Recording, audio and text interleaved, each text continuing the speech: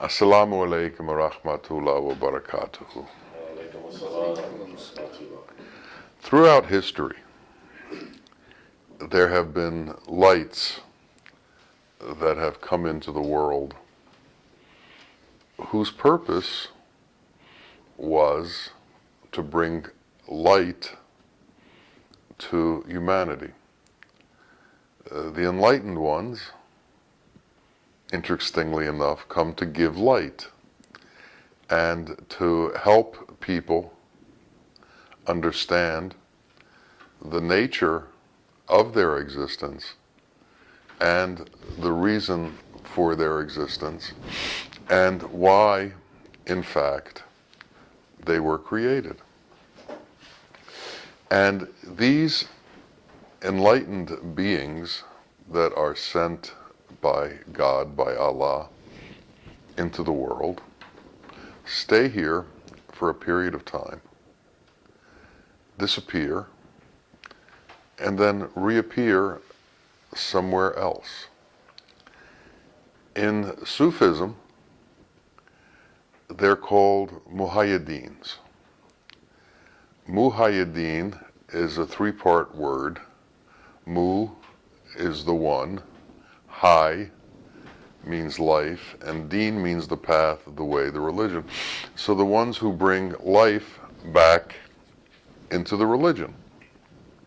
And why do you have to bring life back into the religion? Because when religion becomes established, it enters and is faced with many dangers, which changes the nature of the religion. In the Christian world, after the Roman Empire, when people were establishing kingdoms, they did it under the authority of Christ and under the authority of church.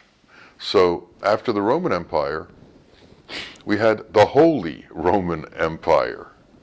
But what happens is, once the state becomes overly involved in religion, then the inclinations and the purposes and the ideas of the leaders of the state often become part of the religion. So the religion becomes more political than it is a relationship between God and man. And then, if you have to fall in line with the politically correct point of view of the religious state, all of a sudden things are controlled. So Muhayyaddeens come, who have no connection to politics, who have no connection to states, whose only loyalty is to God, and whose only purpose is to bring the understanding that God has given to them to humanity. If you are fortunate enough to be able to spend time with such a person, then you get the wisdom of the ages in a direct way. It comes to you from a mouth that is in a human, but a mouth who speaks divine words. And that's an extraordinary thing. You all who are familiar with the Quran know that God spoke through Muhammad's mouth to create the Quran. In certain versions of the New Testament, they have in red the words that Jesus spoke himself, as opposed to the words of commentary around what he spoke so that you would understand what the direct message was. I, in my lifetime, when I was younger, was fortunate enough to meet a Muhaiyaddeen.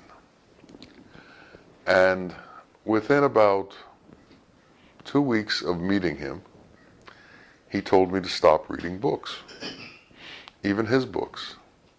He said what I would need would come directly from him and directly from his mouth and his being.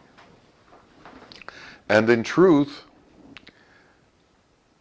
you cannot compare the experience of being with a Muhaiyaddeen to reading about a Muhaiyaddeen or reading the words after he has said them.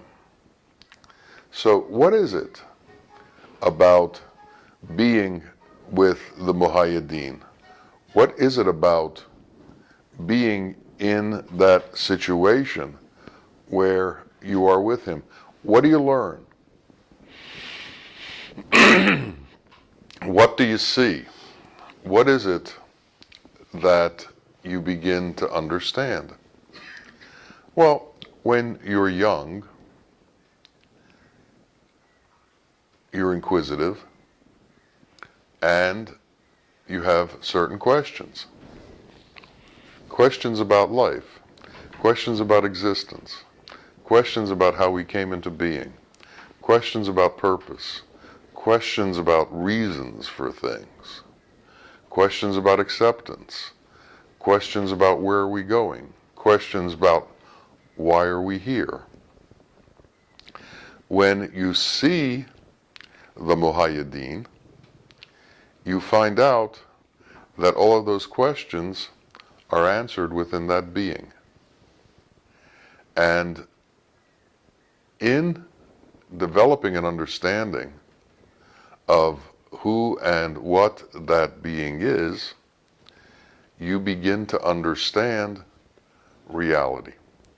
And in Islam, Haq, the word for reality, is one of the names of God. And in Sufism, Hakikat is the entrance of your life into reality. So you begin with Shariat, which is following the rules. You go to Tariqat, which is trying to find a path towards reality and entering in that path of reality. And then you go into Hakikat, which is living in reality. Now, the point of the Muhaiyaddeen is to be able to watch somebody who lives in reality, who doesn't live within the confines of the physical world and within the structure of the physical world and within the rules of this physical, illusory world. He lives in a different set of rules, in a different set of circumstances. He doesn't buy into what's being sold in our physical world. The illusory nature of things, the hypnotisms and the magnetisms of things in this world don't attract him in the way they attract ordinary man. His focus is different. His intention is different. And his source of energy is different. Now, in truth, we are all sustained by God. But in our own version of ourselves, we believe we're sustained by other things. Some people are sustained by their wealth. Some people are sustained by their beauty.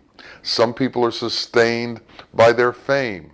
Some people are sustained by their position of power in the world. And if you pull any of these things out from under them, they lose their energy. They lose their power. they lose their will to live. But the Muhaiyaddeen is not sustained by any of these worldly things. He doesn't have an imagination that imagines things outside of hakikat as real. Imagine, if we can, that we don't believe that things outside of hakikat are real. So for him, reality exists and he lives in reality. For us, we talk about hakikat, but we live in the world. We don't live in reality. And one of the reasons you run to Muhaiyaddeen is to taste the honey of hakikat for moments while in his presence. So, can you walk away from Muhaiyaddeen and take hakikat with you? Can hakikat become part of you? Can life in reality become part of you? This is why the Muhaiyaddeen is here. Because he has the ability to transfer to you what he has. And what is his great gift? The ability to live in reality. The ability to bypass the hypnotism and the magnetism and the illusory nature of existence and go right to the core of things. So, he is not driven by worldly gain. He is not driven by self-motive. He is not driven by fame or fortune or lust. He's driven by the qualities of God. Because he lives in the qualities of God. The qualities of God are who he is. He becomes our worldly example of compassion. He becomes our worldly example of mercy. He becomes our worldly example of unconditional love. And he displays it for us. He puts it on display. Come into my room and watch Unconditional Love. Now, he doesn't say that, but that's what he does. And that's who he is. And that's what happens when you come near him. And what happens when you are faced with unconditional love? What happens to you? What is the occurrence that goes on while that happens? Well, I've watched it, and it's different for different people. Some absolutely run away because the power of unconditional love from a being whose entire life is conditional is a really difficult thing to handle. If everything is I do because, or if you do, I do, or tit for tat, or give me and then I'll give you, or I need, the idea of unconditional love breaks the foundation of their existence. And what the Muhaiyaddeen is trying to do is break the foundation of your existence. He's trying to take away from you all of the ways that you have lived in a conditional fashion. Conditioned on what you can get, conditioned on what you have, conditioned on what you need, conditioned on the illusory world somehow being manipulated by you into a fashion that is sufficient for your needs or satisfies your imagination. And all the trauma that comes with it, because as you try to manipulate it and fashion it, it doesn't go the way you want it to. So what happens when it doesn't go the way you want it to? You cry and you weep and you become distressed and depressed and sad and morose. The world becomes difficult. Why? Because I have an idea of the way things should be, and they're not. Then you go in front of Muhaiyaddeen, and he says, all of your ideas don't make any sense. All of our ideas are imagination. All of your ideas are illusion, piled on illusion, that lead nowhere. Come, find hakikat. Come, find reality. Come, live in reality. Live in a state of unconditional being, of unconditional love. I am in hakikat, whether I have or I don't have.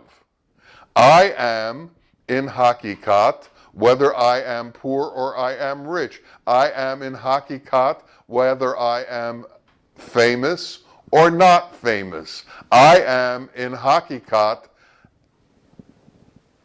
not because of my relationship with the things in the world, but because of my relationship with God. And my relationship with the things of the world are secondary, tertiary, far away from what I truly need in my existence. And if my existence is based on what I need in the world, there's only one outcome. There's only one result. And it's going to be disappointment. Because the world only offers disappointment. It only offers things that disappear. It only offers illusory things. It only offers illusion. It only offers things that aren't real. The imagination makes them appear real. The mind holds on to them as if they are real. The mind makes you think that that which isn't is. The mind is your own personal magician who is trying to envelop you in the torpor of believing that illusion is reality. That illusion is hakikat. And it's not. And that's what the whisperer does. Satan comes to tell you that all of the things that aren't real are real. And when you begin to understand that those things are not real, and there is a safe haven for you in this world where you are protected from all of the disappointments and the disasters and the shortcomings of illusion, then your life begins to change. But first, you have to see that truth. You have to accept that truth. And that truth has to become more important to you than the mind that tricks you into believing the importance of the world. So we need to somehow bypass that mind. We need to somehow become free from the chains that the world has put around us and bound us in. The worldly way of looking at things understands this to a degree. In America, people say, don't get caught in the rat race. Don't be the guinea pig that's constantly spinning his wheel. Get off the treadmill. Don't go to places that don't go anywhere. No matter how long you're on the treadmill, you're still in the same place. Just your legs keep moving either faster or slower. we need to go somewhere. But that place we need to go is not measured by lineal distance in this world. That place we need to go is the short space between the mind and the heart. And we need to make that move. The mind is full of having concepts as to what is important and what is not important. It's full of comparisons of I am better than you, and I need this more than I need that. The mind doesn't deal in an unconditional way with things. The mind is full of conditions and is constantly setting up conditions for everything you do in the world, and then writes a review about what happened. It's a critic, and it then does a criticism of you, just like you heard from your parents or your teachers or whoever was criticizing you. Imagine having grown up in an unconditional loving world. Imagine that love was the only criteria that existed between you and your teachers. And that as that love grew, so did you. And you grew nurtured in that love. The Quran says that there is no compulsion in religion. And that's because force cannot make you into a lover. Only love can make you into a lover. But what has happened with religion, as opposed to trying to create a station of love between you and God, they're trying to create a station of obedience between you and man, with the interpretation that from that obedience comes a true relationship to God. A true relationship to God comes through love. Love of your fellow man, love of your fellow beings, love of humanity, and an unconditional love of humanity. Religions set up conditions. My religion is better than your religion. My way is better than your way. You can't go any other way but my way, or else you're doomed to hell, because God wants you to do this. Man is telling you God wants you to do this. And why do people run to a Muhaiyaddeen? Because they've realized they've been lied to for so long by man. And somehow it doesn't sit right inside of themselves. Somehow their innate nature, that spark of God that exists within them, says, I'm not supposed to be here. I'm supposed to be in Hakikat. And what's interesting is, we can be in either place sitting in the same chair and looking at somebody who's in Hakikat and looking at somebody who's drunk. You may not be able to tell the difference, because if you can't see Hakikat, how are you going to tell that someone's in Hakikat? If you don't understand Hakikat, how are you going to be able to understand that that person is in a space that has transcended the normal way of being, that has transcended the worldly illusions, that has transcended the push and pull of everyday life? Those people exist. Be with them. Find them. Listen to them. Do what they say. And then you too can become an oracle of the truth.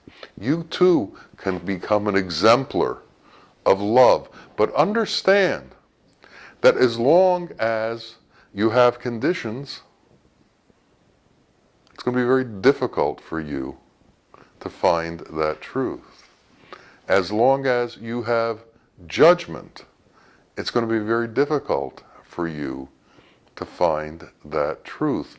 As long as that critic is running in your mind, that is putting everything in its place and everything in its order and giving everything a status up and down, high or low, it's going to be very difficult to find that place. Learn to love without criticism.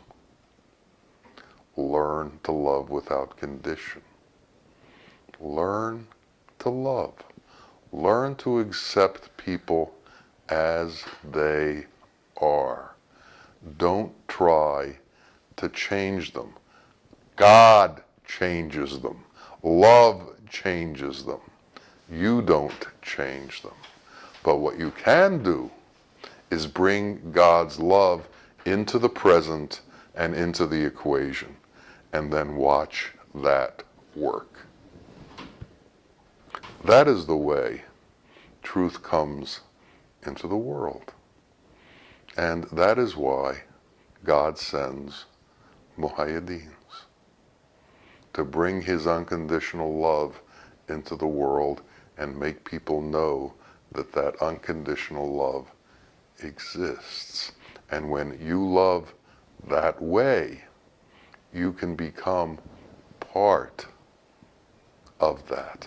But as long as your life is conditional, as long as you have preset standards for loving, you are separating yourself from men, and you are separating yourself from God in the process of separating yourself from man, because your love isn't real. The Christians say, love the sinner, don't love the sin. We need to understand the meaning behind that. We need to understand what love can do and how love is corrective. How love is the real rehabilitation. There is no other rehabilitation other than love. And we need, if we want to help, we need to love. If we want to improve, we need to love. If we want to know the truth, we need to love. We cannot find the truth if we cannot love. So it's a prerequisite for our entry into hakikat, into reality. And God wants us to enter reality, and we want to enter reality for ourselves, because deep inside of us, we know that all that we see is not real. There's another reality, and we need to know that. May it come to pass that if each of us finds that place, each of us finds ourselves in that state of love, so that the truth becomes at one with us, and we become at one with it. Ameen. Ameen. Ya Rabbil Alameen. Assalamu alaikum wa rahmatullahi wa barakatuh.